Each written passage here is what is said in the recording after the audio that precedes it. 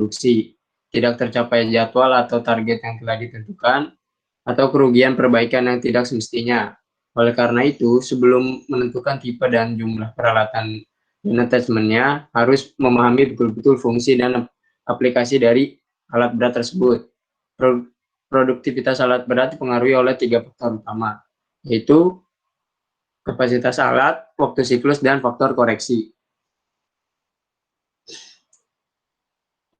Scraper ini merupakan alat berat beroda ban yang dipakai untuk memuat, mengangkat, dan membuang secara individu tanpa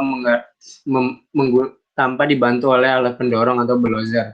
Scraper ini adalah alat gali untuk tanah yang umumnya digunakan untuk tambang terbuka. Alat ini mampu melakukan tiga tugas sekaligus, yaitu untuk memuat, mengangkut, dan membongkar muatan. Dan alat ini juga didesain untuk menggaruk, mengangkut, dan menabur tanah hasil pengerokan secara berlapis. Scraper juga dapat digunakan untuk jarak pengangkutan yang relatif jauh, yang jaraknya sampai 2000 meter di kondisi jalan datar dengan alat penggerak roda. Ada 4 parameter untuk pemilihan scraper. Yang pertama, sesuai dengan karakteristik material yang dioperasikan. Yang kedua, sesuai dengan jarak tempuh. Yang ketiga, kondisi jalan. Dan yang terakhir, alat bantu yang diperlukan. Scraper ini cocok digunakan untuk lapisan yang tidak terlalu keras. Begitu pula dengan kondisi tanah yang banyak mengandung bongkahan batunya juga tidak cocok untuk scraper. Scraper sangat efektif digunakan jika jarak angkut tidak jauh, artinya tempat pemuatan dan pembongkaran harus berdekatan. Kinerja scraper pun sering dibantu oleh bulldozer pada aplikasi medan yang berat. Tugas bulldozer dalam hal ini adalah mendorong scraper untuk memberi tenaga tambahan. Next. Nah, yang sekarang ada kegunaan scraper. Scraper juga digunakan untuk memuat, memindahkan, menyebarkan, serta membuang material dalam rangka pembangunan atau pemeliharaan jalan. Scraper juga bisa digunakan untuk menggali muatannya tersendiri, lalu mengangkut ke tempat yang telah ditentukan, kemudian muatan itu disebarkan dan diratakan. Beberapa penggunaan scraper antara lain, yang pertama, untuk mengupas permukaan tanah atau stripping top soil. Yang kedua, sebagai peralatan kontur sekeliling building site. Yang ketiga, penggalian untuk saluran drainase dan saluran irigasi. Dan yang keempat, bisa digunakan juga untuk menggali dan pengurugan atau cut and fill earthwork untuk badan jalan. Selanjutnya ada tipe-tipe scraper. Yang pertama itu toad scraper atau scraper yang ditarik. Nah, si toad scraper ini ditarik oleh crawl tractor yang kekuatan mesinnya itu lebih dari 300 horsepower. Terus si jarak angkut si scraper ini tuh tidak lebih dari 500 meter dikarenakan si toad scraper ini tuh tidak ada mesinnya. Lalu penampungan materialnya itu dari 8 sampai 30 meter kubik. Pengoperasian si toad scraper ini juga dibantu sama bulldozer dan bergeraknya itu lambat.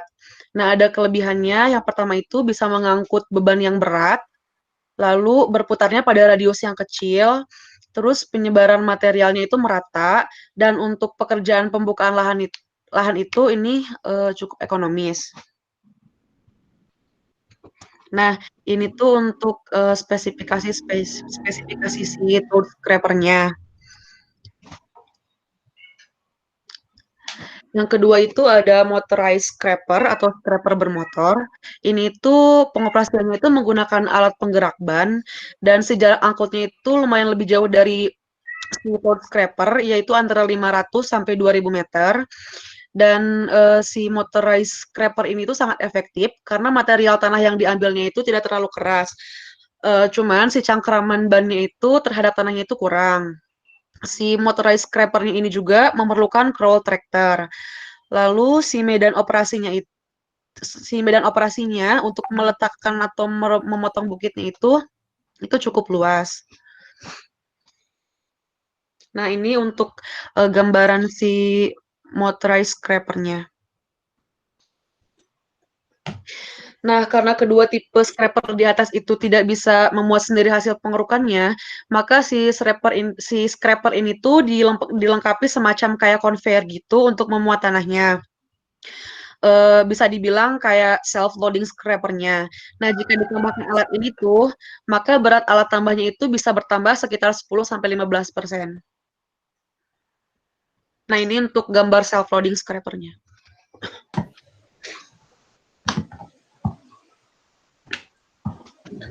Lalu di sini ada pengoperasian dengan alat bantu. Jadi tadi itu motorized scraper itu memiliki kekuatan 50 HP ya. Lalu untuk daya cengkramnya tadi kan kurang. Lalu alat ini dapat dibantu dengan roll tractor. Pengoperasian dengan alat bantu tersebut, yang pertama ada push loaded scraper didorong. Pengoperasian ini dipakai untuk pengerukan dan pengisian.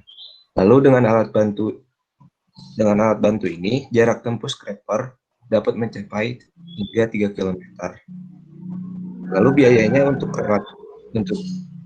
push loaded ini relatif lebih kecil karena scraper dan pendorong memberikan total tenaga yang diperlukan untuk memperoleh muatan penuh. Lalu yang kedua ada metode push pull. Metode push pull ini membutuhkan dua scraper. Scraper yang belakang biasanya mendorong, lalu scraper yang depannya mengeruk. Sebaliknya, jika scraper depannya menarik, lalu scraper belakangnya mengeruk. Lalu scraper dipakai untuk pengerukan topsoil yang dapat memindahkan kedalaman hingga 10 cm sampai 30 cm. Ini metode push pull, jadi dapat kita lihat di sini untuk scraper 1 dan scraper 2-nya ada lintasannya gitu. Dimulai dari berputar ke posisi awal, saling mendorong, berpisah, membongkar, sampai berputar kembali seperti ini. Lalu pengoperasian scraper. Scraper dapat menjalankan beberapa fungsi sekaligus dalam satu kali operasi. Antara lain, dalam satu kali waktu, scraper dapat menggali dan mengisi, mengangkut, menyebarkan material, lalu menggali tanah penutup yang tipis. Dapat dikatakan scraper ini multifungsi. Contoh pemakaian untuk menggali tanah penutup yang terlalu curam, power scraper harus dibantu dengan bulldozer karena kecuramannya tidak dapat dilalui oleh alatnya sendiri, jadi harus dengan alat bantu. Lalu jika kecuramannya telah dikurangi atau sudah dilandaikan menggunakan bulldozer, maka barulah digali menggunakan power scraper. Jadi power scraper ini dapat bekerja sendiri tanpa bulldozer, dan tanah dapat diangkut ke tempat lain.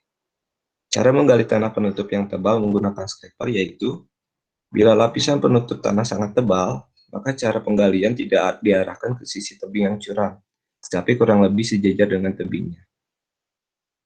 Lalu di sini ada bagian scraper. Bagian-bagian scraper dapat kita lihat dari gambarnya ya. Untuk pertama, cushion hitch. Cushion hitch ini berfungsi menyerap kejutan dari jalan raya, menstabilkan jalannya, memungkinkan mesin beroperasi pada kecepatan tinggi, serta minimalkan guncangan pada bowl saat berjalan di permukaan jalan yang tidak rata. Elevating model yang lebih kecil tidak dilengkapi dengan cushion hitch ini.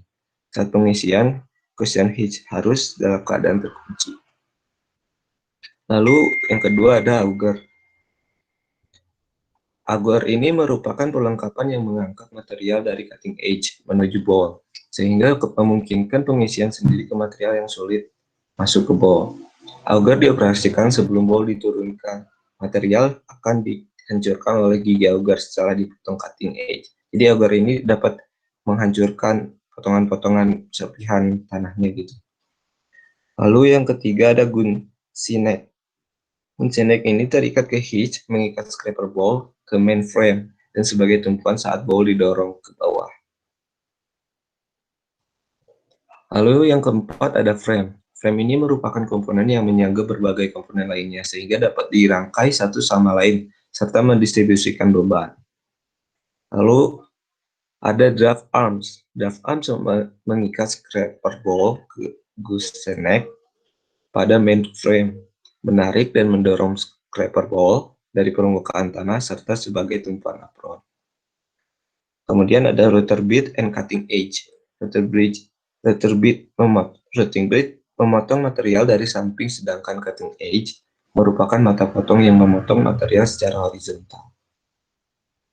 Selanjutnya ada kabin atau operator compartment, merupakan ruang pengontrol mesin oleh operator, dilengkapi dengan berbagai perlengkapan seperti steering wheel, tuas kecepatan mesin, perlengkapan monitoring, AC or heater, dan lain sebagainya. Kabin melindungi operator dari kejauhan material dan debu dalam pekerjaan.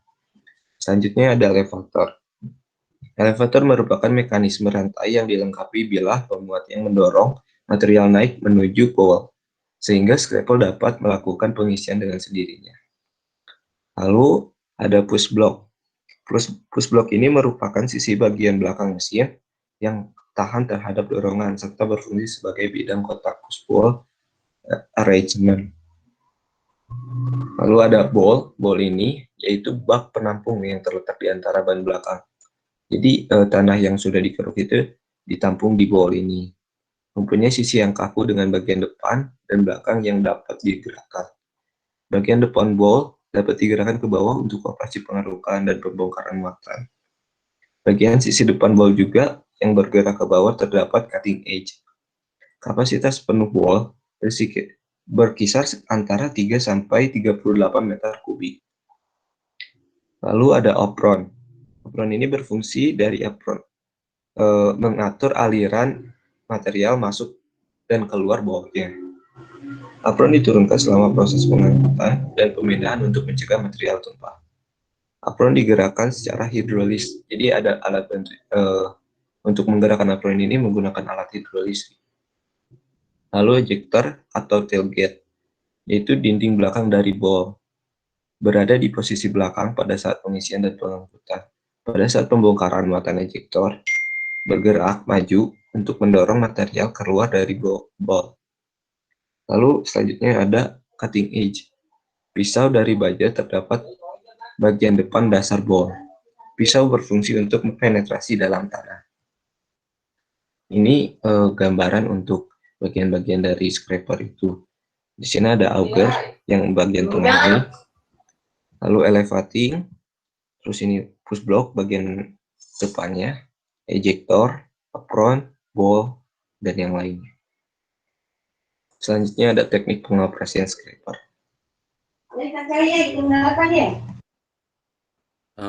Selanjutnya akan dijelaskan mengenai teknik pengoperasian scraper. Yang pertama itu pada saat pemuatan material, ejektornya itu berada di belakang dan bowl diturunkan sampai cutting edge mengenai tanah. Kemudian apron juga dibuka lebar. Alat kemudian bergerak maju secara perlahan. Pada saat alat bergerak maju, tanah masuk ke dalam bowl. Kemudian yang kedua, kedalaman penetrasi tergantung pada sejauh mana bowl diturunkan. Ketika pekerjaan pemuatan hampir selesai, bowl dinaikkan perlahan dan apron juga diturunkan untuk menahan material agar tidak keluar dari bowl. Kemudian yang ketiga, pengangkutan material dilakukan pada kecepatan tinggi. Baik bowl maupun apron maupun injektor tidak melakukan gerakan. Bowl harus tetap pada posisi di atas agar cutting edge tidak mengenai tanah yang menyebabkan kerusakan pada cutting edge dan permukaan tanah terganggu. Kemudian pembongkaran muatan dilakukan dengan menaikkan apron dan menurunkan bowl sampai material dalam bowl keluar dengan ketebalan tertentu. Kemudian apron diangkat setingginya dan ejektor bergerak maju untuk mendorong sisa material yang ada pada dalam bowl.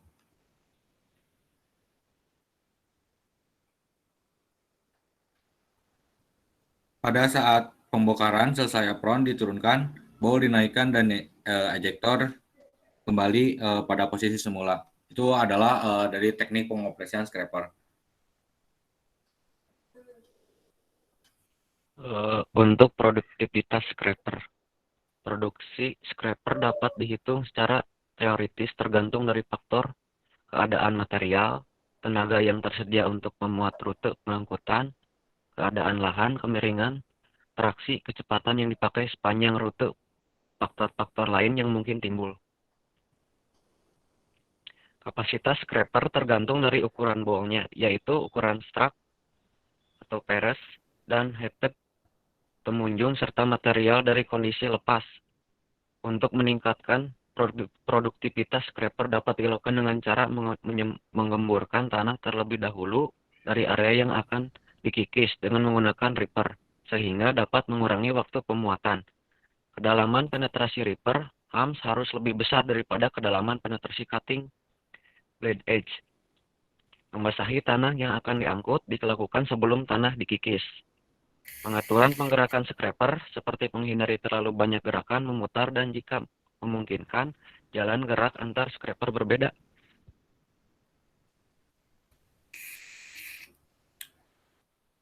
Kemudian selanjutnya ada pusher atau alat pendorong. Nah, apabila scraper dibantu oleh alat pendorong, yaitu well tractor, maka dapat dilakukan dengan 3 metode, yaitu yang pertama ada pemuatan berbalik atau backtrack loading, kemudian yang kedua pemuatan berantai, chain loading, kemudian yang ketiga adalah pemuatan pulang pergi atau shuttle loading.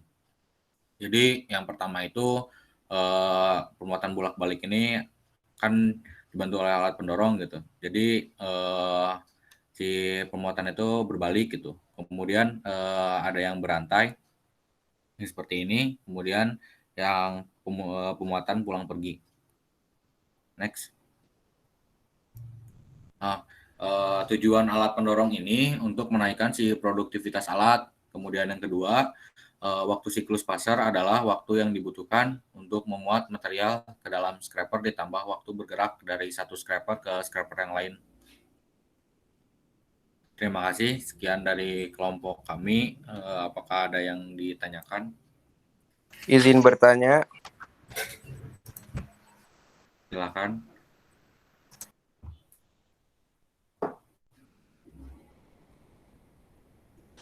Saya mau menanyakan berapa beban maksimal yang dapat ditampung oleh scraper dan berapa kecepatan scraper maksimal ketika dijalankan dan kapan waktu saat pengambilan dibuang lagi itu tuh maksimalnya bebannya berapa? Makasih ya.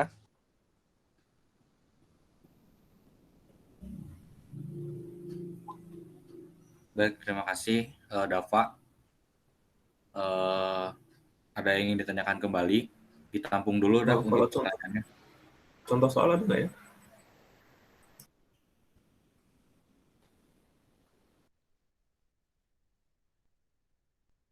Bagaimana Pak? Contoh pengerjaan perhitungannya ada nggak ya tadi? Saya skip ya.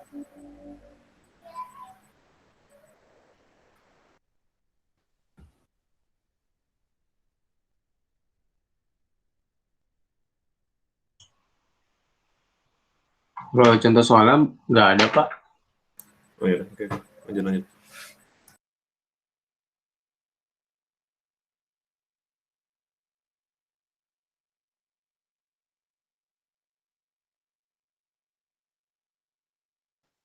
Apakah ada yang ditanyakan kembali?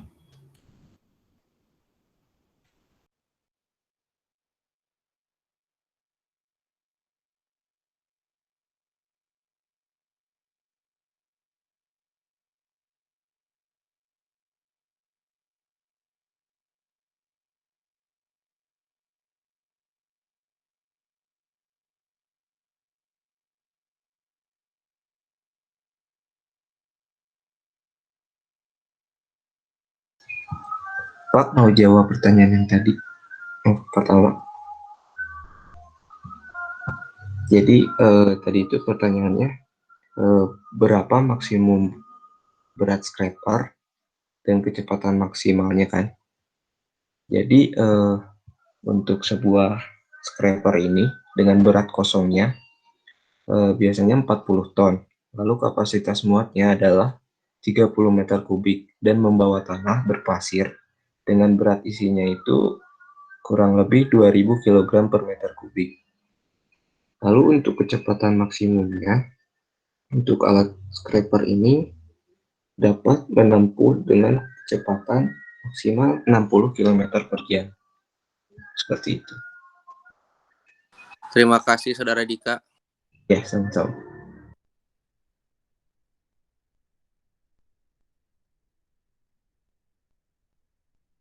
Baik, apakah ada yang ingin ditanyakan kembali?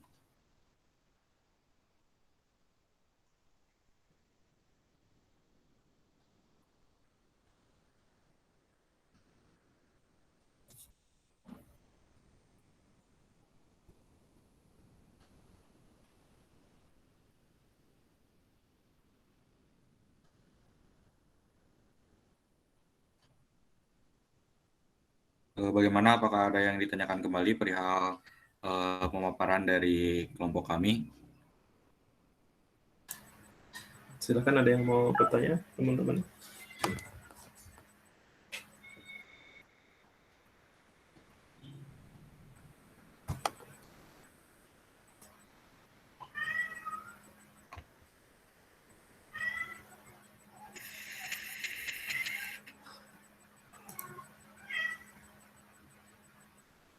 Bagaimana teman-teman? Apakah ada yang ingin ditanyakan kembali? Silakan. Ya udah, kalau nggak ada ditutup aja. Baik Pak, terima kasih. Jika tidak ada yang bertanya lagi, sekian dari kelompok 4 mengenai scraper. Mohon maaf jika ada kekurangan dan kesalahan karena kesempurnaan hanya milik Allah Subhanahu wa Ta'ala. Terima kasih. Wassalamualaikum warahmatullahi wabarakatuh. Saya kembalikan lagi kepada Pak Aden. Oke, waalaikumsalam warahmatullahi wabarakatuh.